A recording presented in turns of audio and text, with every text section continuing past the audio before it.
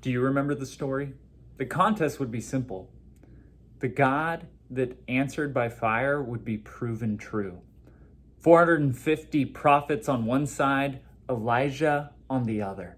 In his mind, he was the only one left defending God. Everyone else had betrayed.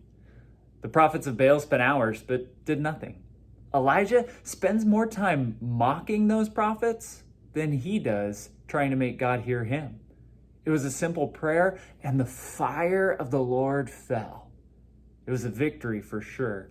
God was proven true. Rain would come again. And after running 17 miles to tell the king the good news, Elijah's reward for his efforts, a death threat from the queen. So he runs again. And then in 1 Kings 19, verse 4, it says, "But he himself went a day's journey into the wilderness and came and sat down under a broom tree. And he asked that he might die, saying, 'It is enough now, O Lord. Take away my life, for I am no better than my fathers.'" Following 3 years of feeling hunted and alone, Elijah's mountaintop, high stress, high emotion event for the purpose of declaring God as the only true God, it results in a wiped out, exhausted human being who thought that it was all for nothing. Now, whether this is some sort of PTSD or something else, what we see clearly as victory, Elijah's interpreted as defeat, as a personal failure. He did what God asked, but he didn't get the result he hoped for. And he actually asked God to take his life. Now, you and I look at this and say, Elijah, clearly you're missing the point. And we probably try to make him see the truth of what happened and encourage him to just trust God. We might even tell him, you need to have more faith. But I want us to look and see what it is that God does in response to the situation. This is verses 5 through 8. "And he lay down and slept under a broom tree. And behold, an angel touched him and said to him, 'Arise and eat.' And he looked, and behold, there was at his head a cake baked on hot stones and a jar of water. And he ate and drank and lay down again. And the angel of the Lord came again a second time and touched him and said, 'Arise and eat, for the journey is too great for you.'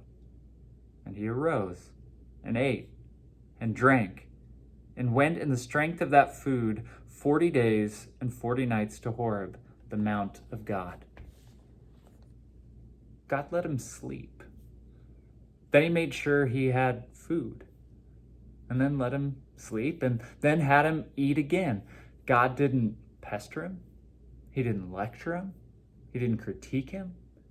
Instead, God took steps to tend to Elijah's soul by first taking care of his body, because the one affects the other.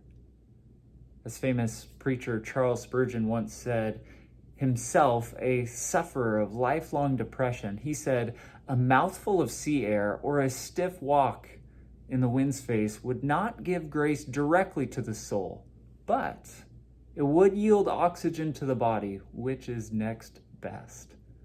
You see, physical solutions have a part to play, meaning diet, exercise, and sleep all have their place in helping people find their strength for the journey, for their mental health.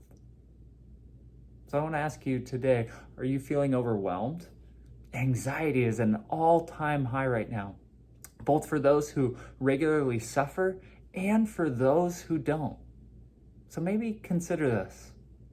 Maybe what you need is a little rest, a nap, a walk in the park, a stroll on the beach, some fresh air, some fresh, healthy food.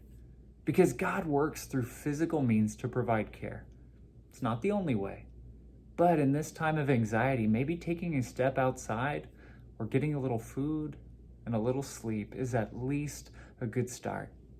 If you're feeling anxious, I'd also recommend, please do not hesitate to call the South Shores Church Counseling Center. You can find their number at southshores.org/gethelp. We want to be there for you, and God shows that He cares about your body and He cares what you're going through.